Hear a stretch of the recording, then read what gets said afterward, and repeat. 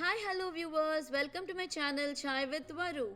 After a long break, I'm back with a healthy breakfast smoothie, mixed fruit smoothie. So let's get started with the recipe. Let's have a look at the ingredients we need for this recipe. We need milk, honey, banana, apples, pitted dates, a handful of almonds and blueberries.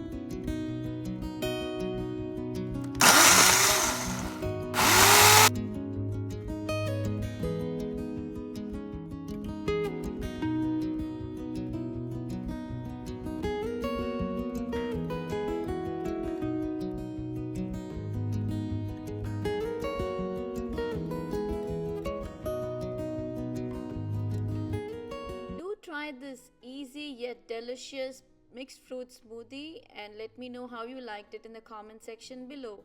We had this mixed fruit smoothie with home baked carrot cake for our breakfast. Do try this easy tasty recipe and do like, share and subscribe to my channel Chai with Varu. Also don't forget to press the notifications bell icon. See you again with another new video. Thank you for watching. Take care. Bye.